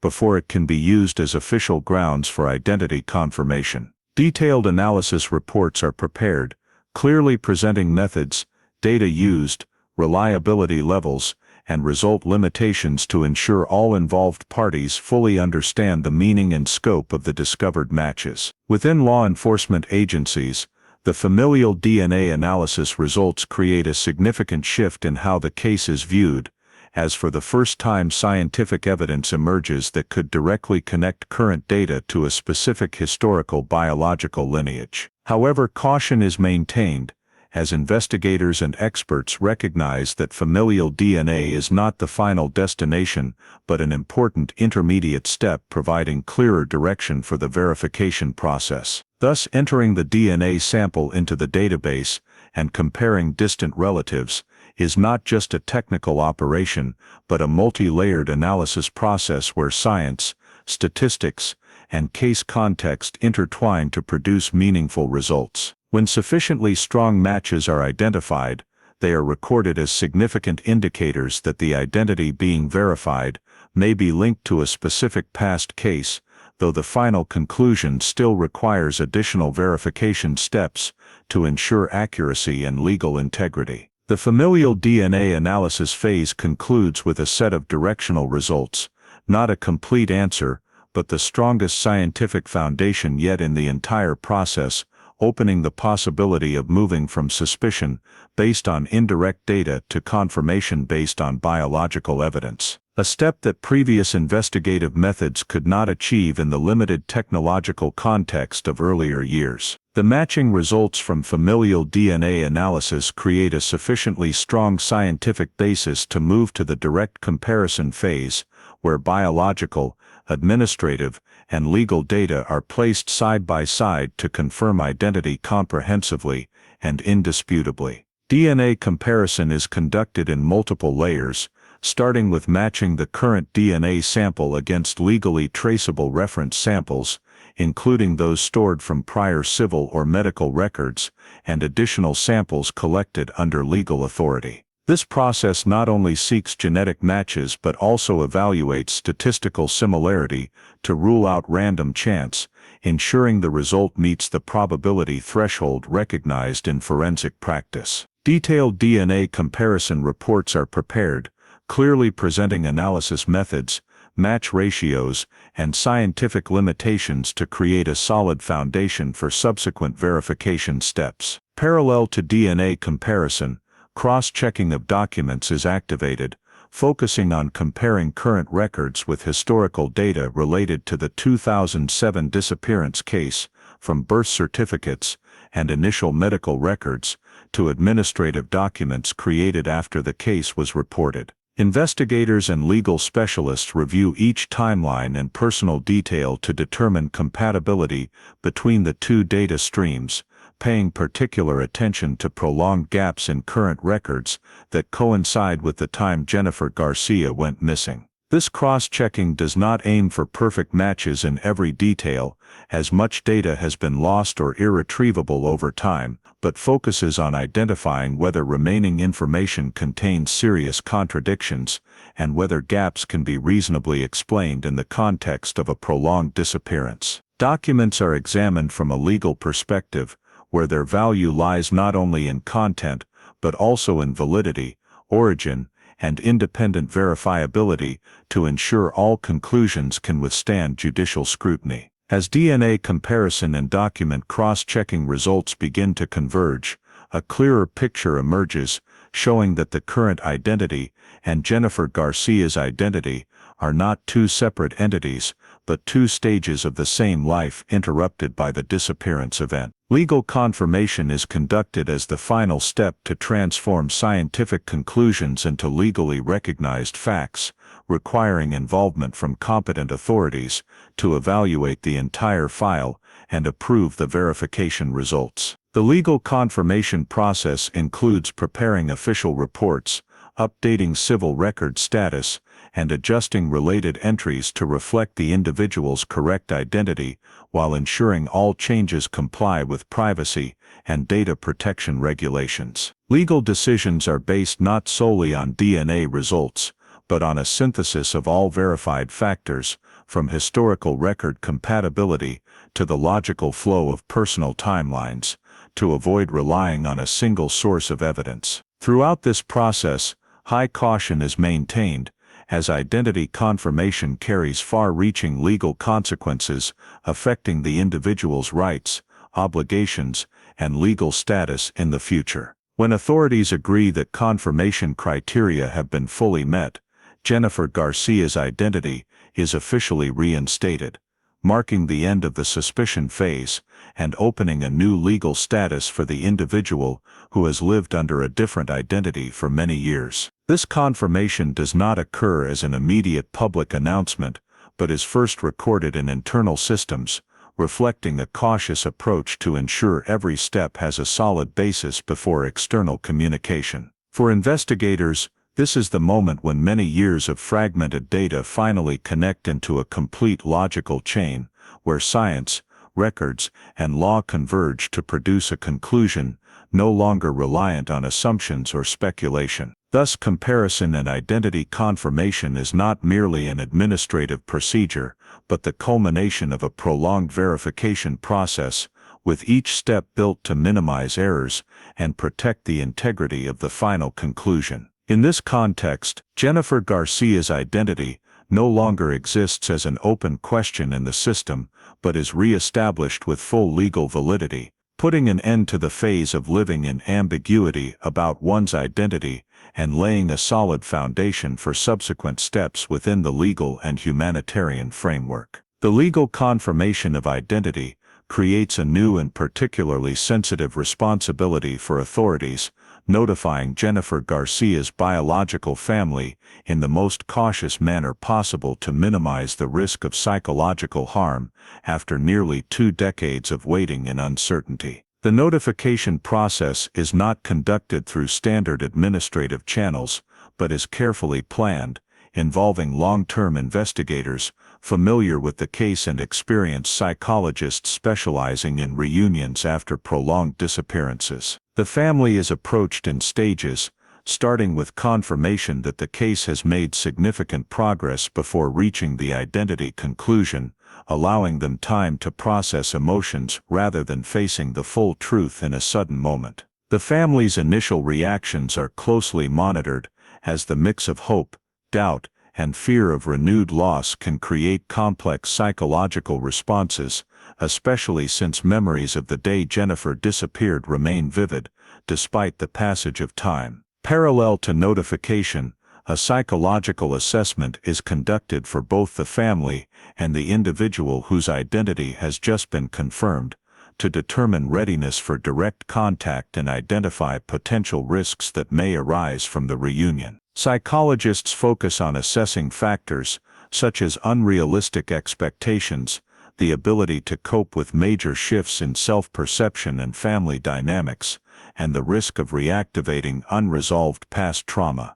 This assessment is not intended to delay reunion, but to ensure it occurs in the safest conditions possible, both emotionally and for long-term psychological well-being. For the individual confirmed as Jennifer Garcia, psychological assessment particularly emphasizes current attachments, the ability to process information about the past, and acceptance of the concept of biological family, as life under a different identity has shaped a distinct sense of self and relational network over many years. Contact preparation is built as a gradual process, not aiming for immediate bonding, but for creating a safe space where both sides can meet without pressure to meet overly large emotional expectations. Investigators and psychologists collaborate to determine appropriate initial contact formats, which may include indirect exchanges via letters or mediated information before progressing to supervised in-person meetings. Logistical factors,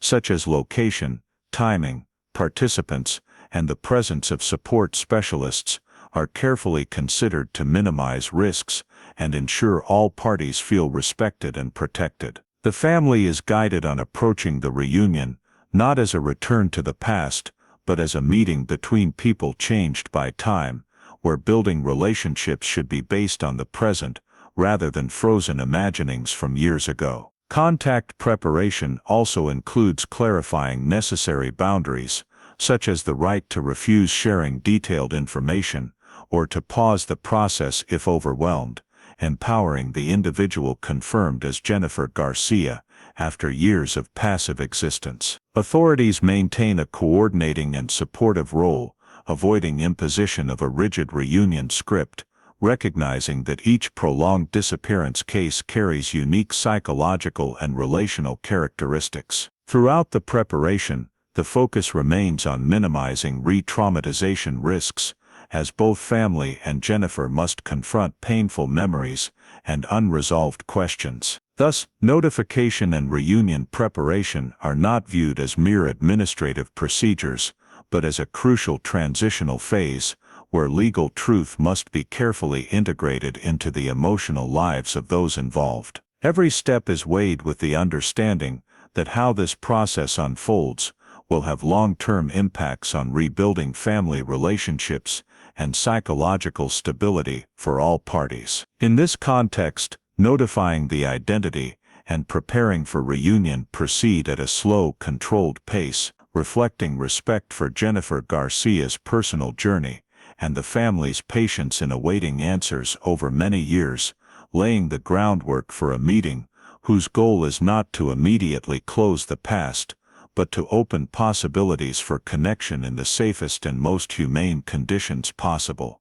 The thorough preparation process in the previous stage led to the first meeting between Jennifer Garcia and her biological family being organized in a tightly supervised framework where every element was carefully considered to minimize the risk of psychological harm after nearly 2 decades of separation. The meeting did not take place in the familiar family home or any location symbolic of the past, but was arranged at a neutral venue, where neither side held an emotional advantage and no memories were evoked that could create invisible pressure. The presence of psychological experts and representatives from relevant authorities was kept to the necessary level, sufficient to ensure safety and support, but without direct intervention in the natural course of the meeting, to avoid turning this moment into a procedural or investigative event. The supervision was designed as a layer of protection, allowing the parties space to interact while still ensuring that any strong emotional reactions,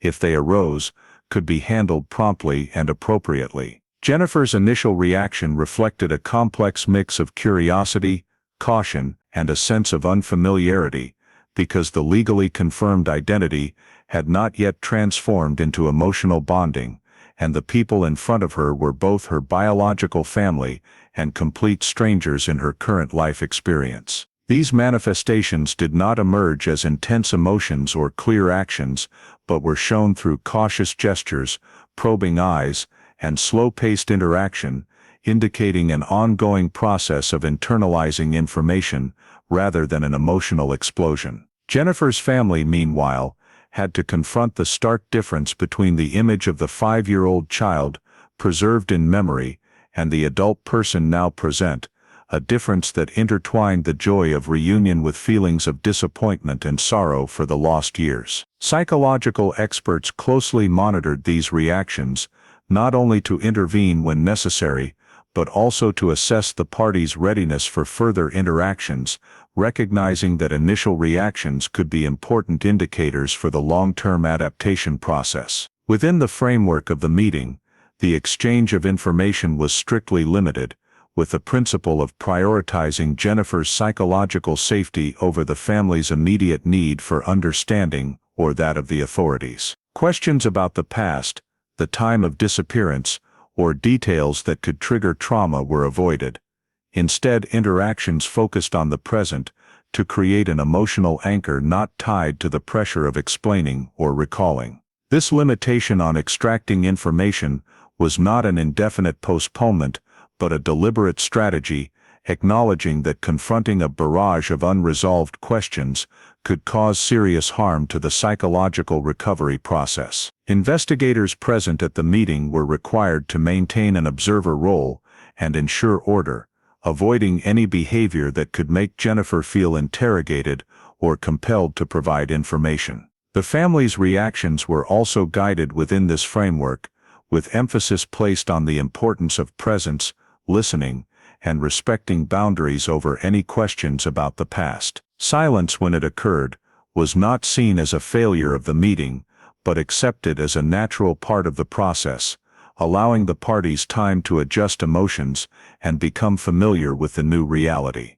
The meeting proceeded at a slow pace, with small steps, reflecting the necessary caution in a context where every word or gesture could carry profound meanings beyond the surface content. Jennifer was not required to confirm or express any specific emotions, avoiding any sense of obligation or pressure to meet the biological family's expectations. The family, although carrying hopes for immediate connection, was supported to understand that building a relationship after a long separation is a long-term process requiring patience and acceptance of current limitations. Psychological experts actively reminded both sides to focus on being fully present in the moment, rather than trying to fill the gaps of the past immediately, because those gaps could not be resolved in a single meeting. The supervision also allowed for the assessment of subtler reactions, such as levels of tension shown through body language, changes in voice or breathing,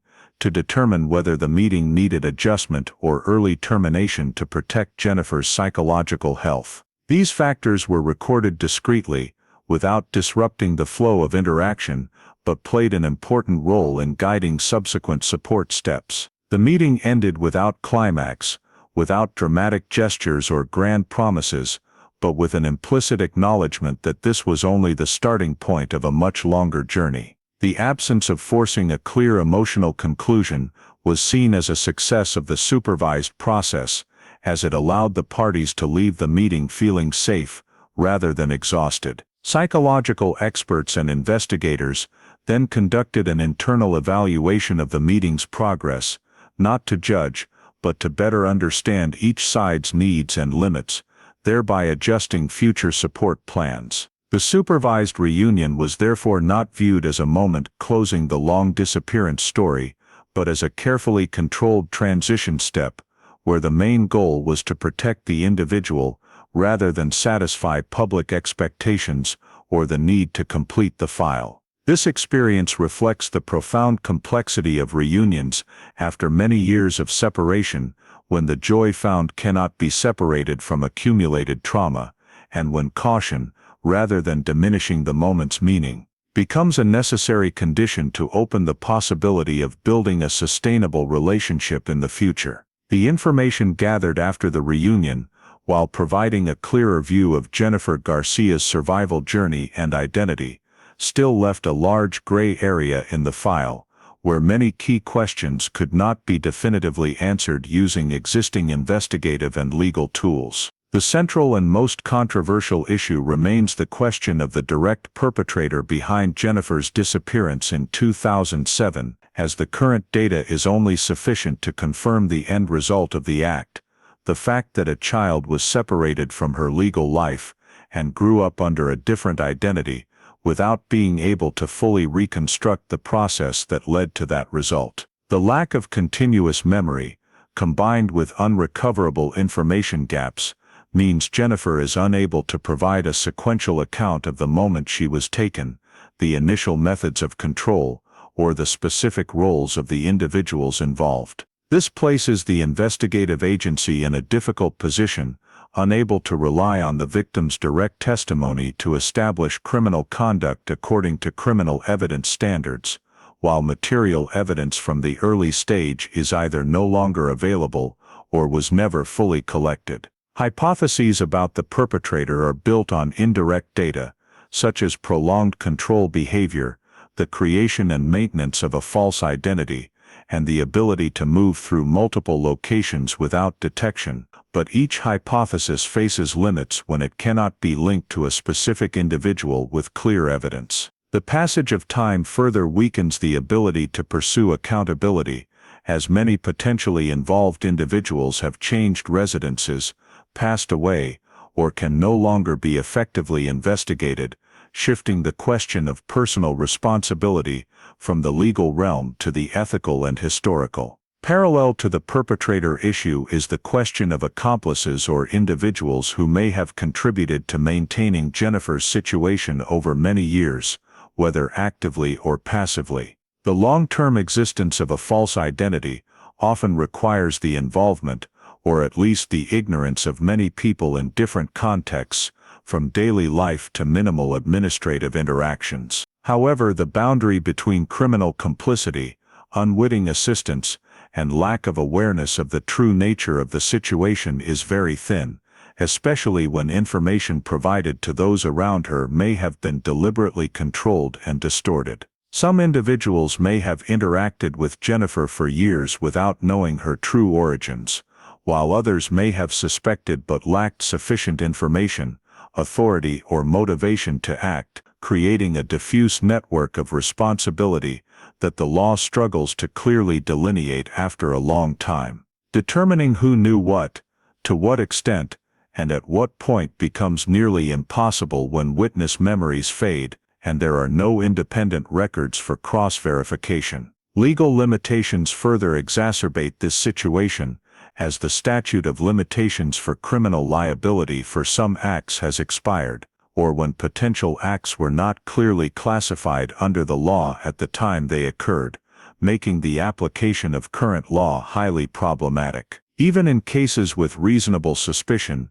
meeting the strict proof standards of the justice system, especially the standard beyond reasonable doubt, becomes extremely difficult when most evidence is only inferential and indirect. Authorities must face the difficult choice between pursuing investigative directions with low likelihood of success and the risk of causing additional psychological harm to Jennifer through a prolonged stressful legal process that may not yield clear results. Beyond individual responsibility, systemic responsibility emerges as a larger structural issue, as Jennifer's case exposes long-standing gaps in how child protection mechanisms, identity management, and interagency coordination have operated for years. The fact that a child could disappear from official life and exist on the margins of administrative systems without early detection shows a lack of linkage between databases, as well as over-reliance on circumstantial explanations in situations lacking documentation. Operational decisions in the initial investigation stage,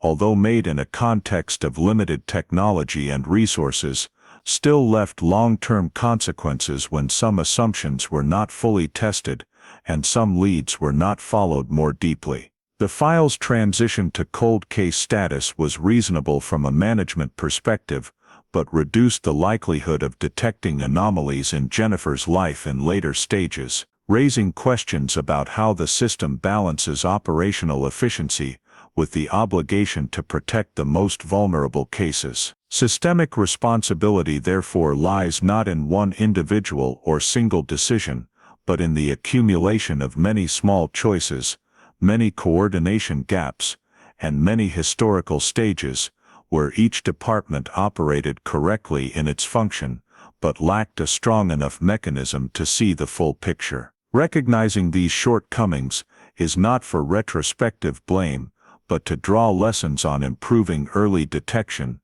identity verification, and child protection in similar situations in the future. For Jennifer, the unresolved issues exist not only on paper in the investigation, but also in her personal life, in the form of questions about the past that may never have full answers. Learning to live with uncertainty becomes part of the recovery process, as legal truth can only go so far and cannot fully fill memory gaps. The lingering questions about the perpetrator, accomplices, and systemic responsibility thus persist as a prolonged aftermath of the case, reminding us that even when a person is found safe and identity restored, the consequences of a long disappearance cannot be completely erased. Jennifer Garcia's case, in that context, is both a story of survival and reaffirmation of identity, and a testament to the unavoidable limits of investigation and law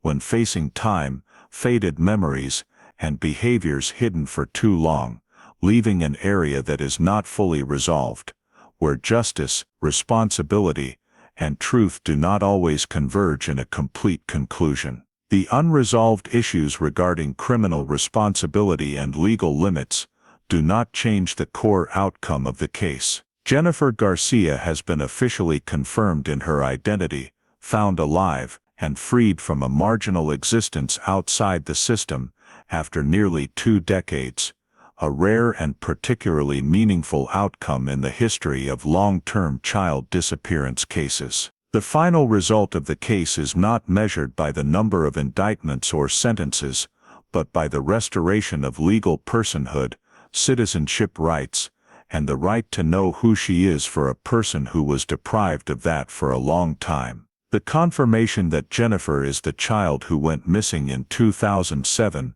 closed a cold case once considered no longer viable, where all traditional investigative efforts had been exhausted, and it existed only as archived documents in the system. Although there is no moment of punitive justice, the case achieved another form of justice, restorative, when the basic truth was clarified, and the victim was returned her legal presence in society. The focus of this outcome lies in the pivotal role of modern DNA, especially genealogical DNA analysis, which created the breakthrough that previous investigative methods could not achieve in a context of technological limitations. DNA acted as a neutral language, independent of faded memories, conflicting testimonies, or material evidence lost over time, allowing the system to access the truth through objective biological data. In this case, DNA was not used primarily to prosecute,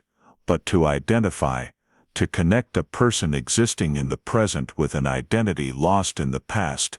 thereby re-establishing the broken continuity of a life. The use of genealogical DNA demonstrates the potential of modern science to reopen files thought to be permanently frozen, while also setting a new model for approaching cold cases involving living victims. The success of this method also underscores the importance of systematic data storage, as old records, though yielding no results initially, became the foundation for modern technology to prove its value many years later. The significance of Jennifer Garcia's case does not stop at the individual level, but extends to the investigative community and broader society, showing that cold case status should not be understood as an absolute end, but as a temporary state dependent on technology, data, and the perspective of each era. The case proves that a file can be reactivated not only by new criminal leads, but also by seemingly unrelated administrative, medical, or legal triggers. This opens a new perspective on long-term disappearances, where identity control and marginal existence can hide victims for years without leaving clear traditional criminal signs. For authorities, the case demands stronger interagency coordination, especially between administrative, medical, educational, and investigative systems, to detect early cases of inconsistent data that may indicate prolonged abuse or rights deprivation. At the same time, it emphasizes the importance of a humane approach in handling cold cases, where the goal is not just to close the file, but to protect the psychological health and right to self-determination of living victims. Jennifer Garcia's case shows that finding the victim does not mean all questions can or need to be answered immediately, and that sometimes caution and accepting unfillable gaps are necessary conditions for long-term recovery. From a societal perspective, the case's outcome conveys a more complex message than typical true crime stories, as it does not end with clear punishment, but with the reaffirmation of the value of identity and human rights. Jennifer being found alive after 18 years does not erase accumulated trauma or compensate for lost time, but it opens the possibility of rebuilding life on a foundation of truth rather than continuing in ambiguity. For families with missing loved ones, this case is both a source of hope that truth can emerge after many years, and a reminder that the path to answers is rarely linear and not always fully satisfying. In summary, Jennifer Garcia's case concludes as a testament to the intersection of science, law, and human elements in solving the most complex cold cases. It shows that even when criminal justice cannot be fully achieved, humanistic justice can still be realized through returning identity, rights, and recognition to the victim. In that context, the case is not just the story of a missing child found, but a profound lesson about the limits of the system, the potential of modern technology, and society's ongoing responsibility not to let vulnerable people disappear from view just because time has passed. Jennifer Garcia's story raises very specific and relevant lessons for contemporary American life, especially in a society where technology advances faster than people's ability to recognize systemic vulnerabilities. First, the case shows that no paperwork or inconsistent data is not just a minor administrative issue, but can be a sign of a tragedy lasting decades. Jennifer lived under a false identity, not because someone actively sought to hide her cleverly from the start, but because many systems, medical, educational, administrative, accepted temporary explanations and did not connect data with each other. The lesson here is in real American life, when encountering cases of children or dependents lacking documents or clear history, communities and agencies need to treat it as a warning signal, not just special circumstances. Second, the story demonstrates the real value of modern DNA science, not just to catch criminals but to return identity to living people. This reminds every individual and family of the importance of storing information, records, and being ready to cooperate with verification systems when needed,